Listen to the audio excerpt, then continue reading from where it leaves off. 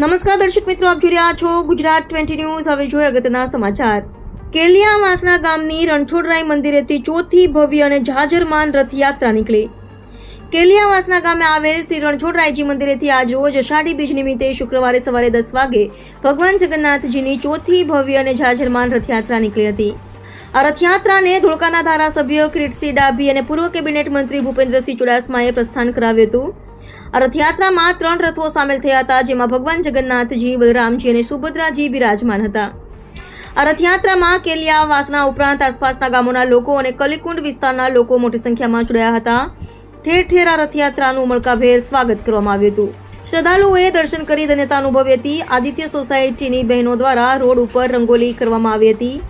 જય રણછોડ, માખણ ચોરના ગગનભેદી નારાઓથી વાતાવરણ ગુંજી ઉઠ્યું હતું।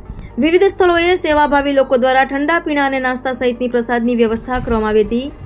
શ્રી રણછોડરાયજી મંદિર દ્વારા પણ ભક્તજનોને પ્રસાદીનું વિતરણ કરવામાં આવ્યું હતું।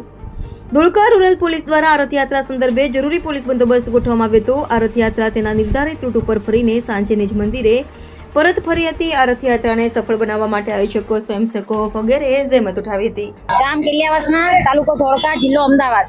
કેલિયાવાસના ગામની પાદરમાં શ્રી રણછોડરાયનું મંદિર આવેલું છે પાદરમાં, જેની આ ચોથી રથયાત્રા છે। આ ચોથી રથયાત્રામાં કેલિયાવાસના ગામમાં રથયાત્રા જઈ અને ત્યાં ઉમળકાભેર ગામ લોકોએ, સર્વ જ્ઞાતિના લોકોએ ઉમળકાભેર રથયાત્રાનું સ્વાગત કર્યું। અને આ રથયાત્રામાં આજુબાજુના 15 ગામના ભાવિ ભક્તો જોડાયા છે, સ્વયંસેવકો, તન-મન ધનથી જોડાયેલ છે, ભજન મંડળીઓ જોડાયેલી છે, તેમજ સેવા કેમ્પ, ઠેર સેવા કેમ્પનું આયોજન કરવામાં આવ્યું છે। તેવા સર્વ ભાવિ ભક્તોને હું કેલિયાવાસના ગામના સરપંચ વતી હું દિલથી આભાર વ્યક્ત કરું છું અને બધાને, આખા હિન્દુ સમાજને ભગવાન જગન્નાથ, માતા સુભદ્રા અને બલરામજી એમના પર અને એમના પરિવાર પર સુખ, શાંતિ, સમૃદ્ધિ વરસાવે એવી ભગવાન પાસે પ્રાર્થના કરું છું। જય જગન્નાથ।